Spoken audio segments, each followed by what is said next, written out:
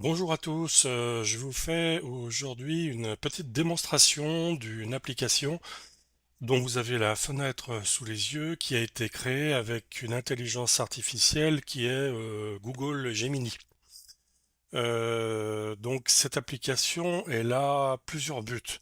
Le premier but, c'est de faire un test en grandeur nature des capacités de cette intelligence artificielle pour créer une application qui pourra être utile aux gens qui sont dans le monde Autodesk et AutoCAD en particulier, qui est mon secteur.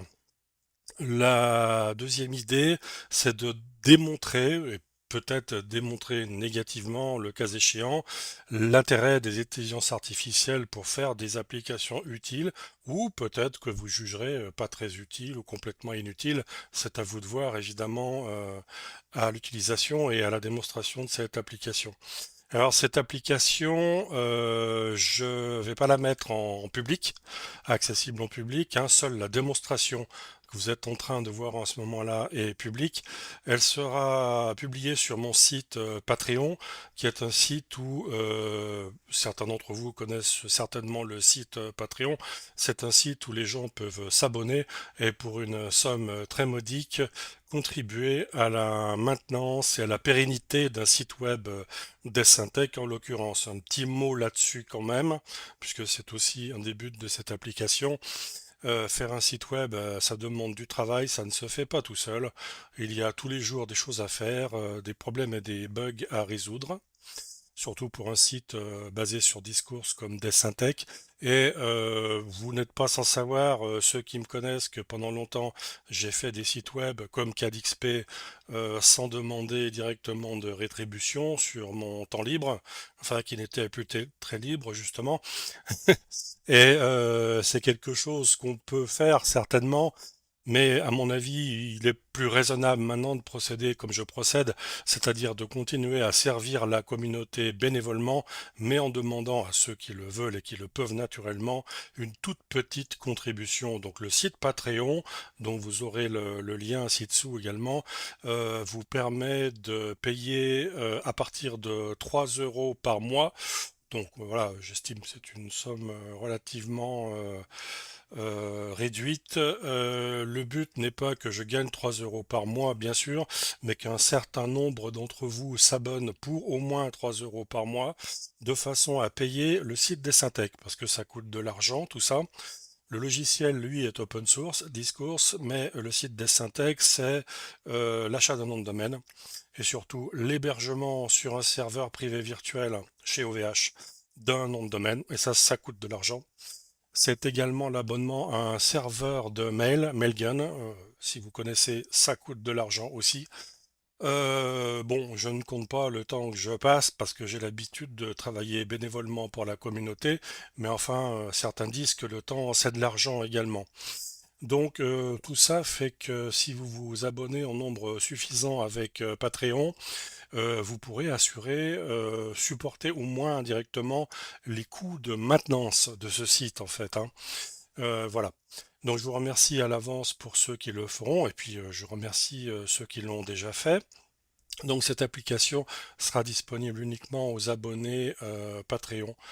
Je vous donnerai bien sûr le lien également dans l'article où je publierai cette vidéo.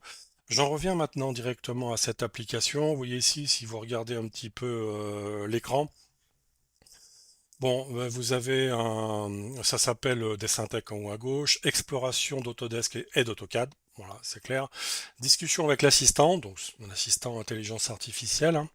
Et puis il y a des rubriques à gauche, hein. Vous voyez la rubrique discussion, le chat, comme on dit en anglais, une chronologie, j'y reviendrai tout à l'heure, des actualités, il s'agit des actualités tout simplement de Desyntec, donc des derniers articles publiés sur Desyntec. Le forum AutoCAD, les derniers messages du forum AutoCAD Desyntec et le forum Autolisp. Même chose, dernières actualités du forum Autolisp de Desyntec, puisque le thème de cet assistant, pardon, c'est Autodesk et AutoCAD. Alors, il existe un mode démo tout en haut à droite. Ici, je vais cliquer dessus d'ailleurs directement pour vous montrer. Le mode démo, ça va simplement lancer quelques questions et donner les réponses, comme si vous posiez des questions à l'assistant, hein. C'est simplement destiné à faire ça, hein. Il va y avoir trois, quatre questions. Vous les voyez défiler en ce moment ici dans l'historique, hein. Donc, je simule quelqu'un qui pose des questions sur Autodesk, etc. Et l'assistant y répond ici, hein. Alors, pour ceux qui auront accès à l'application, je leur donnerai une zone de discussion privée où on pourra faire des commentaires et sans doute faire évoluer l'application, hein, parce qu'il s'agit quand même pas d'une application destinée à être simplement commercialisée. Elle l'est pas d'ailleurs. Il s'agit simplement d'un test grandeur nature. Alors, je rappelle, un test qui m'a pris un certain nombre d'heures, hein. Ça ne se fait pas tout seul. L'intelligence artificielle, contrairement à ce qu'on entend parfois, c'est pas juste de cliquer sur un bouton, absolument pas. C'est une assistance. L'intelligence artificielle, ça ne vous remplacera jamais. Et j'ai passé un certain nombre de plusieurs dizaines d'heures, on va dire, à peaufiner cette application, hein. Donc, pour ceux qui seront intéressés, bah, j'aimerais bien collaborer avec eux pour la faire évoluer, hein, voilà. Donc, le principe, en fait, c'est que vous pouvez poser des questions, soit en mode vocal, en cliquant sur l'icône de micro qui est ici, soit en mode texte, en tapant une question en mode texte, éventuellement en la saisissant vocalement, hein, c'est possible aussi, et en faisant envoyer ensuite, hein. Donc, je vais vous faire voir ça, donc en cliquant sur le micro ici. En quelle année est sorti AutoCAD?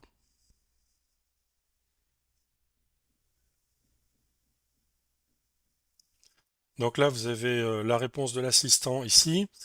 Donc je vous laisse lire, hein. Si vous voulez, vous pouvez cliquer sur l'icône haut-parleur pour vous faire lire vocalement la réponse, hein.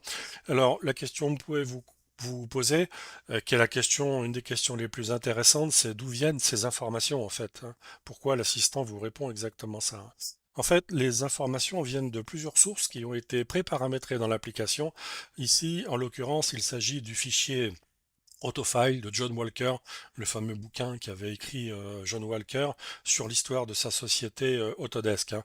Donc toutes les sources de ce bouquin sont fournies à l'assistant et l'assistant va puiser ces informations là-dedans, hein. Ça, c'est pour les questions sur la société Autodesk, hein.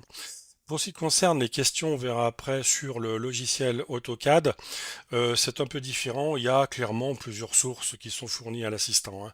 En particulier, il va y avoir toutes les sources données par l'aide en ligne d'AutoCAD de 2026 en français, hein, qui sont fournies à l'assistant.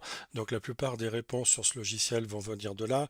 Naturellement, j'ai aussi donné à l'assistant des ressources qui viennent directement du site des Syntec, hein, plus d'autres sources, hein, au hasard, la page AutoCAD de Wikipédia, naturellement, bien sûr, qui est une source que j'ai fournie à l'assistant, hein. Voilà, donc quand vous posez des questions, bah, je vais vous faire un petit essai ici. Existait-il une version Macintosh d'AutoCAD?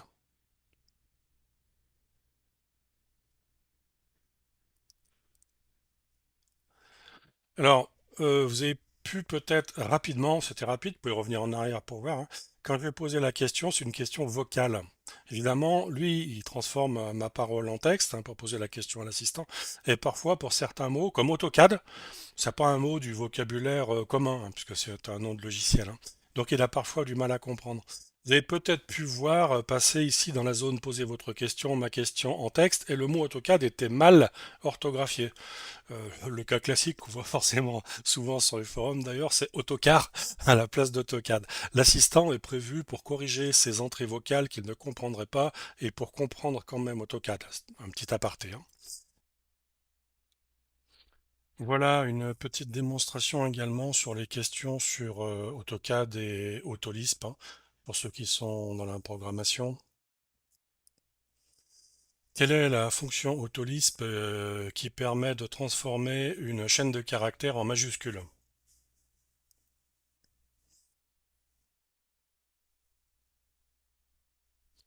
Voilà la réponse. Vous avez pu remarquer que ma question, le mot autoliste n'a pas été correctement vocalement compris, mais qu'il a été transformé correctement en mot autolisp par l'assistant, hein. Voilà. Encore une fois, c'est pas destiné à vous donner, à vous créer hein, des programmes Lisp, hein. On va vous renseigner sur la documentation de l'AutoLisp, hein, voire sur des questions hein, qui ont été posées sur des forums de discussion. Mais le but n'est pas du tout de vous donner quelque chose qui vous créerait un programme AutoLisp. Encore une fois, il y a une autre fonction sur DessinTech, un autre assistant qui vous permet de faire ça en fait, hein. Voilà, qu'est-ce qu'on peut dire d'autre? Oui, vous avez bien sûr toute la documentation AutoCAD, hein. Peux-tu me donner le fonctionnement de la commande étirée d'AutoCAD? Voilà. Également des questions portant sur l'environnement d'AutoCAD. Existe-t-il une liste de correspondance des commandes françaises et anglaises d'AutoCAD?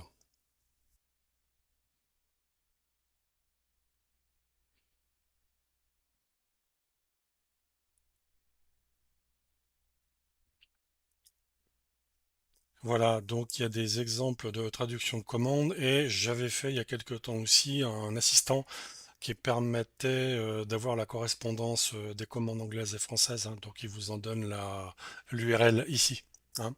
Voilà pour quelques exemples de questions sur AutoCAD et AutoLisp. Et puis quelques indications pour ceux que l'aspect technique intéresse, hein.